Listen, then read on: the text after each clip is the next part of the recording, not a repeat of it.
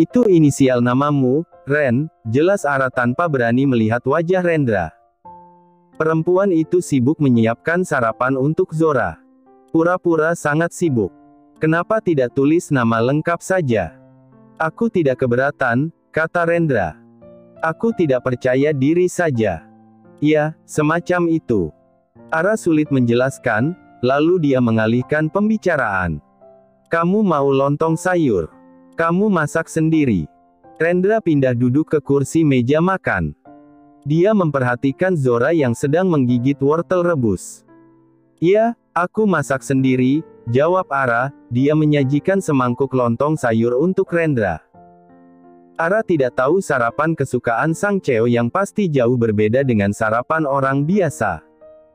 Rendra sebenarnya tidak suka makanan yang bersantan. Demi tidak membuat Ara sedih, Rendra menyendok perlahan lontong sayur ke mulut. Masakan Ara tidak pernah gagal, selalu terasa menakjubkan di lidah Rendra. Pagi itu, Rendra melihat kesibukan Ara. Seusai urusan sarapan, Ara memandikan Zora. Helai-helai rambut panjang Ara, ada yang keluar dari kepangan rambut yang longgar. Zora yang sudah wangi bedak bayi didudukkan di matras bermain bayi yang ada pagarnya, sehingga Zora lebih aman. Matras bermain itu dibelikan oleh Janendra. Sekitar 10 menit Ara menghilang dari pandangan Rendra. Yang muncul lagi sudah berganti pakaian, mengenakan kemeja merah muda lengan pendek dan celana jeans. Rambutnya dikucir rapi. Mau nganter pesanan? Iya, jawab Ara singkat, yang sedang memasukkan kemasan salad ke kotak kardus besar. Aku antar, ucap Rendra. Aku sudah mengirim pesan ke Danu. Ara mengambil ponsel, dia sudah memberitahu Danu lewat pesan 3 jam yang lalu. Ternyata belum ada balasan. Katakan pada Danu, tidak jadi diantar. Rendra tahu kalau Danu tidak merespons pesan Ara, karena Ara terlihat memanyunkan bibirnya. Ara membiarkan Rendra mengangkat kardus besar dari meja. Sedangkan dirinya mengangkat Zora dari dalam matras bermain. Mengunci pintu, kemudian berjalan cepat ke mobil. Siapa yang menyuruh duduk di belakang? Pindah, hardik Rendra, tangan kirinya menepuk jok kursi di sebelah kemudi. Ara duduk di sebelah Rendra. Menutup pintu mobil perlahan. Karena memangku Zora, dia kesulitan memasang sabuk pengaman.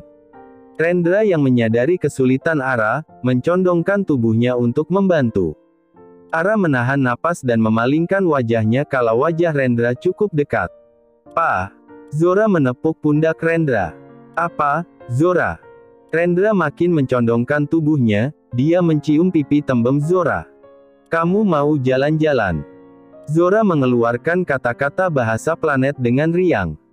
"Baiklah, tapi jangan sekarang. Mamamu capek," kata Rendra mulai menjalankan mobil. "Zora memanggilku Bunda," koreksi Ara. "Dan, aku ingin Zora memanggil Dedi.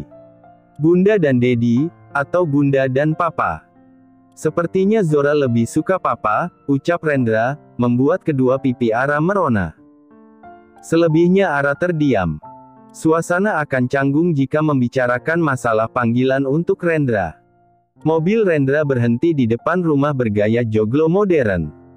Ara tanpa permisi memindahkan bobot tubuh Zora ke pangkuan Rendra. Ara bergegas turun dari mobil. Mengambil kotak kardus berisi kemasan salad sayur berjumlah 35, dari dalam bagasi. "Selamat pagi, Mbak Ara."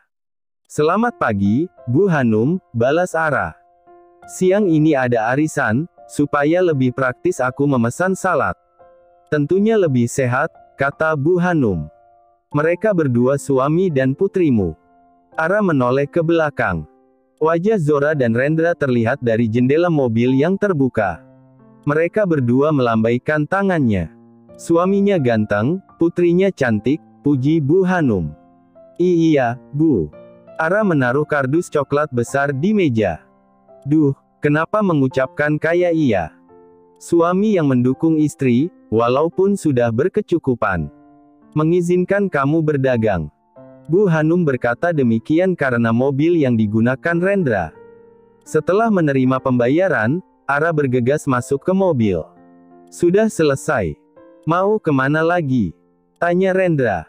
Pulang, sahut Ara, memakai sabuk pengaman terlebih dahulu. Pikirannya kacau, bagaimana kalau Rendra tahu secara tidak langsung dia mengakui sebagai istrinya Rendra. Di tempat lain Bayu menggedor pintu rumah ibunya. Suara umpatannya terdengar dari dalam bersamaan dengan langkah kaki. Bayu, ada bel pintu, omel Lastri. Dewi mana? Tanya Bayu berjalan masuk ke dalam rumah. Masih tidur. Danu juga masih tidur. Kedua kaki Bayu mengarah ke kamar Dewi. Dewi, bangun. Dia mengetuk kamar. Bangun. Lastri hanya memperhatikan tingkah putra sulungnya. Dewi keluar kamar sembari mengucek mata. Mas Bayu, apaan sih? Pagi-pagi kayak kesambet setan. Kamu tahu di mana Ara tinggal? Bayu bertanya, karena dia gagal mengikuti Ara disebabkan terhalang truk yang putar arah. Di rumah bordil Madam Otiza. Dia, kan, jadi pel asteriscur, sahut Dewi, santai. Pantas saja penampilan Ara lebih berkelas. Rapi dan tercium aroma parfum yang lembut. Bayu jadi mengerti. Aku belum cerita, ya. Kalau aku menjual Mbak Ara. Dewi balik bertanya. Sepertinya belum. Bayu mencoba mengingat. Sementara Danu yang berada di kamar, mendengar ucapan Bayu. Lelaki yang hanya mengenakan celana boxer itu hendak turun dari tempat tidur, bertepatan dengan ponselnya yang berdering. Setelah menerima panggilan telepon, dia akan memberitahu Bayu, Dewi, dan Lastri. Namun, tidak jadi. Aku akan mencarinya ke sana. Bayu bergegas keluar rumah. Kendaraan roda 4 yang dikemudikan Bayu, meluncur dengan kecepatan tinggi. Bayu akan memaksa Ara, supaya perempuan itu tutup mulut. Aku ingin bertemu Madam Otiza, kata Bayu pada Sarah. Aku Bayu. Selamat pagi, Pak. Silakan duduk dulu, sambut Sarah sopan. Dia meninggalkan Bayu, yang tidak lama berselang kembali bersama Otiza. Ada yang bisa saya bantu, Pak Bayu? Tanya Otiza. Aku ingin bicara dengan Ara Nina. Ara yang cantik sudah tidak di sini. Dia ditebus lelaki kaya dan berkuasa, jelas Otiza. Siapa lelaki itu? Bayu penasaran. Maaf, saya tidak bisa memberitahumu, Pak. Silakan pergi. Otiza mengulas senyum. Sarah, antar Pak Bayu. Lalu, Otiza meninggalkan ruang tamu. Bayu menarik napas berat. Dia mengikuti langkah Sarah. Perempuan itu cukup seksi dengan dua bukit yang besar. Boleh aku tahu nomor ponselmu, Nona Sarah? Tanya Bayu saat mencapai teras rumah. Untuk apa, Pak Bayu? Bermain. Sarah tertawa. Dia tidak menyukai Bayu, walaupun lumayan tampan. Sarah juga tahu maksud terselubung Bayu. Dan, Sarah tidak mungkin mengkhianati Otiza dan Rendra. Nyawa akan lenyap jika dia berani membocorkan rahasia. Saya tidak suka bermain, Pak. Selamat pagi. Sarah berjalan masuk. Dasar perempuan sok jual mahal, sungut Bayu. Bayu penasaran siapa lelaki yang telah menebus Ara. Dapat dipastikan lelaki itu tertarik pada kemolekan tubuh dan kecantikan Ara. Sementara dulu dirinya tidak menggauli Ara setelah melahirkan Zora, karena bosan dan tidak tahan dengan aroma asi-basi yang bercampur keringat. Juga karena mulai tertarik pada Giselle. Sebelum itu pun dia jarang memberikan nafkah batin. Kembali ke Rendra dan Ara. Dengan gerakan sangat hati-hati dan pelan, Rendra mengangkat tubuh Zora dari pangkuan Ara. Dia pun menggendong batita itu, berjalan masuk ke rumah. Zora, di sini dulu, ya. Rendra membaringkan Zora di dalam matras bermain. Aku. Rendra bingung memanggil dirinya sendiri. Pa. Ah, iya, Pa mau membantu Bunda dulu. Sebentar, ya. Rendra berjalan keluar lagi. Dia berdiam diri sejenak di dekat pintu mobil, memperhatikan Ara yang tertidur. Alih-alih membangunkan, Rendra membopong tubuh Ara masuk ke dalam rumah. Sesampainya di kamar, Rendra membaringkan perlahan tubuh Ara. Perempuan itu sama sekali tidak terganggu. Kamu pasti lelah sekali, gumam Rendra, menyelimuti tubuh Ara. Ketika kembali ke Zora, bayi cantik itu rewel. Rendra mengangkat tubuh Zora. Kamu haus. Rendra yang tidak pernah membuat susu formula agak kesulitan. Pertama, dia membuat sambil menggendong Zora. Kedua, dia tidak tahu suhu air yang tepat untuk membuat susu. Dia harus mengetes di mulutnya sendiri. Sesudah itu, Rendra duduk di kursi santai yang berada di teras, Zora rebah di atas tubuhnya sembari minum susu. Rendra baru saja menerima pesan dari sekretarisnya, mengingatkan ada undangan makan siang di rumah wali kota. Selamat pagi menjelang siang, Pak Rendra, sapa Danu. Ada keperluan apa ingin bicara dengan saya? Aku ingin kamu merahasiakan keberadaan Ara dari Bayu. Aku akan membayarmu lebih, kata Rendra tanpa basa-basi. Kalau saya tidak mau. Danu tersenyum mengejek. Kau dan keluargamu di kampung akan berakhir di dalam tanah. Rendra tidak menatap lawan bicaranya, tangan kirinya mengusap kening Zora. Danu tercekat kaget. Baru kali ini melihat Rendra yang bengis. Biasanya Rendra agak kalem. Baik, Pak. 100 juta cukup. Cukup, Pak. Satu lagi, jangan pernah mengabaikan pesan atau telepon dari Ara, tegas Rendra. Kalau kamu masih ingin bernapas lebih lama. Iya, Pak. Danu menundukkan kepalanya saat Rendra berpaling. Pak Janendra dulu juga menyuruh saya merahasiakan keberadaan Mbak Ara. Pergilah, suruh Rendra. Iya, Pak. Danu bergegas meninggalkan kediaman Janendra. Sekitar 15 menit, Rendra duduk di teras. Zora yang berada di atas perutnya, terlelap. Rendra memindahkan Zora ke boks bayi kayu. Lalu, dia berdiri di sisi tempat tidur. Mengamati wajah Ara.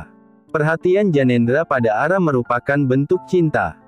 Rendra ingat, mendadak Janendra ingin operasi dan ingin hidup lebih lama. Alasan terbesar karena Ara. Bagaimana dengan Ara? Apa dia juga mencintai Janendra? Walaupun menurut Bikwati tidak ada hubungan spesial antara Janendra dan Ara. Ada sedikit gelenyar nyeri di relung hati Rendra. Memikirkan bahwa Ara saat ini mencintai Janendra.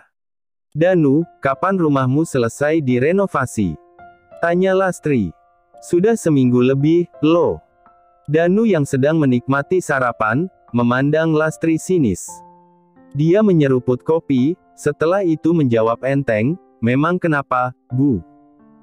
Ya, bawa aku pindah ke rumahmu, dan, sambar Dewi, karena dia sudah tidak sabar memamerkan rumah suaminya di akun media sosial. Sedangkan Lastri, dia sudah menceritakan pada tetangga mengenai rumah Danu yang besar dan bagus. Itu rumah orang lain. Aku tidak punya rumah, terang Danu. Sudah saatnya jujur. Lastri tersedak ayam goreng yang sedang dia kunyah. Ucapan Danu membuatnya kaget setengah mati. Lastri meraih tisu. Kau, apa maksudmu, Danu?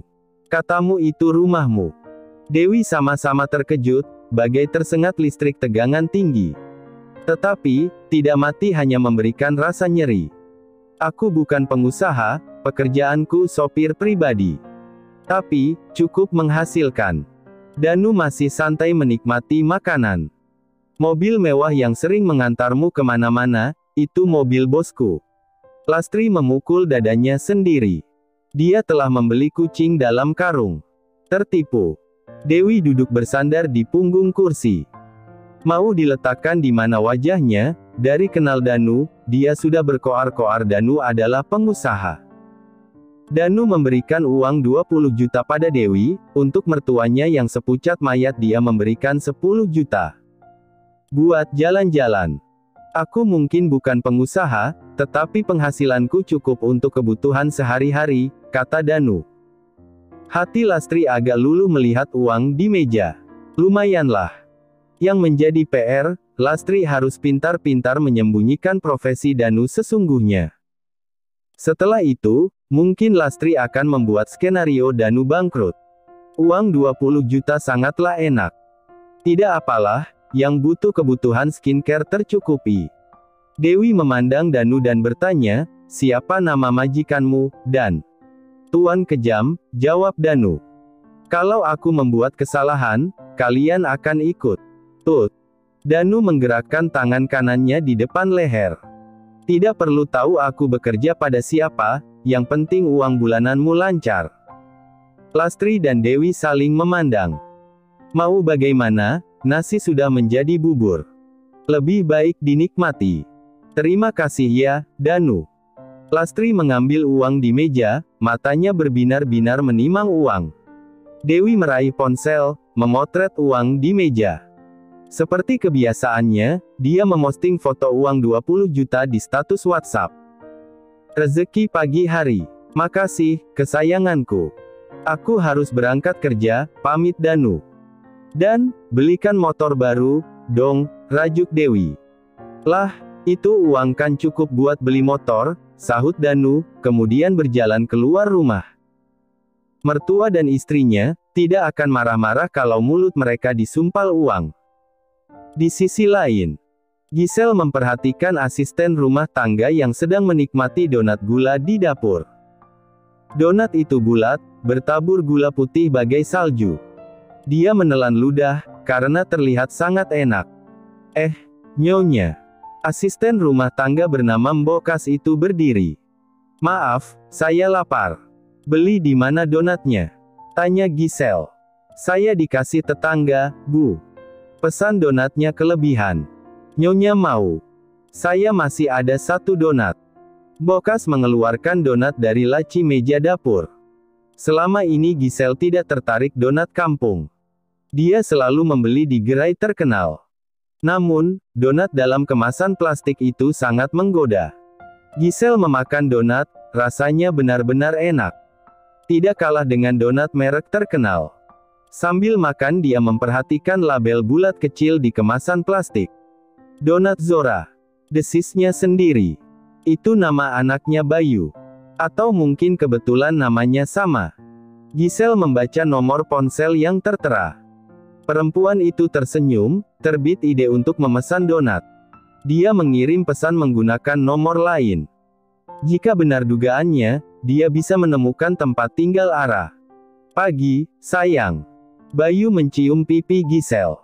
Giselle dengan antusias menceritakan praduganya mengenai Ara. Tapi, nomor ponselnya berbeda, ujar Bayu. Zaman sekarang, kan, orang punya lebih dari 1 nomor ponsel, B. Giselle memanyunkan bibirnya. Kau benar. Kalau aku bisa menemukan tempat tinggal Ara, aku akan melakukan hal yang sama seperti dulu, kata Bayu. Dulu dia menyuruh Dewi membuat rumor bahwa Ara wanita panggilan, yang kemudian diusir. Suruh mantan istrimu yang kumuh itu pergi dari kota ini, B. Paksa kalau perlu. Tenang saja, Giselle. Rendra juga tidak mengatakan sesuatu mengenai tes DNA. Masak sekelas Rendra tidak bisa menemukan Ara. Giselle membuat ekspresi wajah yang menunjukkan dia sedang berpikir. Benar katamu, Giselle. Apa dia kemarin cuma gertak aja ya? Timpal Bayu. Rendra itu susah diduga. Kelemahannya hanya Malea. Siapa Malea? Mantan tunangan yang menikah dengan laki-laki lain. Yang membuat Rendra anti komitmen, jelas Giselle. Cek. Kenapa tidak dibalas-balas, sih? Giselle sedang menunggu balasan dari pembuat donat. Ayo, berangkat. Nanti juga dibalas. Mungkin dia sedang sibuk, kata Bayu. Ara mendengar bel pintu, setengah berlari dia menuju pintu utama. Sebelum membuka, dia mengintip dari balik jendela. Rupanya Bikwati. Ara, maaf aku datang tidak memberitahu lebih dahulu. Tidak apa-apa, Bik. Ayo, masuk. Ara menutup pintu, mengajak Bikwati ke area ruang keluarga yang merangkap tempat makan dan dapur. Tempat favorit Ara. Aku bawakan sayur rebung dan ayam goreng. Tadi aku memasak lebih, dan ingat kamu, kata Bikwati menaruh rantang 2 susun di meja. Wah, terima kasih, Bik, ucap Ara. Sekarang kerja di mana, Big? Belum kerja lagi, Ara. Pesangon dari Pak Rendra membuatku malas gerak. Big Wati tersenyum simpul. Halo, Zo. Tambah cantik aja. Ara ikut memandang Zora, lalu sudut matanya melihat pulpen kesayangan Rendra di sudut matras mainan. Rendra pasti belum menyadari pulpennya jatuh. Tadi malam, Rendra mampir sebentar dan sempat bermain dengan Zora. Big Wati, apa aku bisa minta tolong, menjaga Zora? Aku harus mengantar pulpen ini. Oh, aku malah senang. Pergi saja, sahut Big Wati. Ara melesat ke dalam kamar. Berganti pakaian dan mengambil tas. Lalu, dia bergegas keluar rumah. Mendapati Danu duduk di pos jaga yang tidak pernah terpakai. Selamat pagi, Mbak Ara. Mau pergi kemana? Tumben manusia satu itu ramah. Pikir Ara. Aku akan datang setiap hari, dari pukul 7 sampai 8 malam, kata Danu. Mungkin otak Danu geser sedikit. Antar aku ke gedung Arda Wangsa, pinta Ara. Siap. Danu berlari kecil ke garasi, mengeluarkan mobil. Perjalanan yang ditempuh cukup lama karena kemacetan yang luar biasa. Ara tiba di kantor Rendra pukul 9 pagi. Dia bertanya pada satpam ketimbang ke meja resepsionis.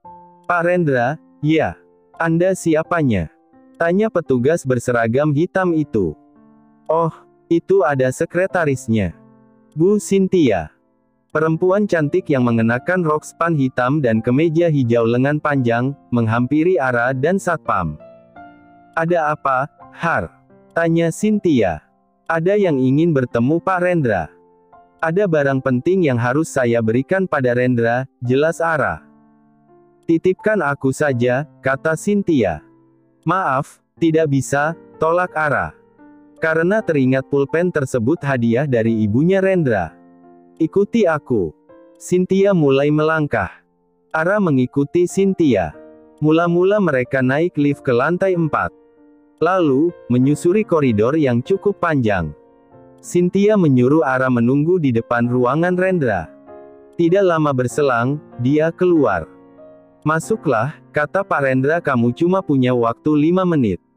1 menit pun cukup. Ara melangkah masuk ke ruangan Rendra yang bernuansa abu-abu. Lelaki itu menatapnya dari balik meja kerja. Ada apa, Ara? Rendra bertanya dengan ekspresi dingin. Pulpenmu ketinggalan di rumah, jelas Ara. Dia melangkah ke meja Rendra. Menaruh pulpen. Terima kasih. Jari tangan Ara menggaruk pipi. Kenapa Rendra tidak ramah seperti biasanya? Apa karena datang tidak memberitahu terlebih dahulu? Pak Rendra, ada Bu Gisel dan Pak Bayu. Cynthia memberitahu lewat intercom. Rendra berdiri, dia menarik Ara bersembunyi di bawah meja. Kalau di kamar mandi, khawatir Gisel akan mengetahui. Ren. Ara ingin memprotes, bahwa dirinya tidak perlu sembunyi dari mantan suaminya. Diem. Rendra lantas duduk di kursi dan menyuruh Cynthia untuk mengizinkan Gisel dan Bayu masuk. Ara merasa tertekan bersembunyi di bawah meja, bukan karena dia harus berjongkok dan menundukkan kepalanya. Karena cara duduk Rendra. Ara berada di antara kedua kaki lelaki itu. Seperti hendak dijepit oleh paha besar Rendra. Dan, kalau dia menoleh ke samping kiri, wajahnya tepat berada dekat pusar lelaki itu. Ingin mendorong sedikit kursi Rendra, tetapi Gisel dan Bayu sudah masuk. Ya, Tuhan, jangan biarkan pikiranku berkelana, Ara bermonolog dalam hati.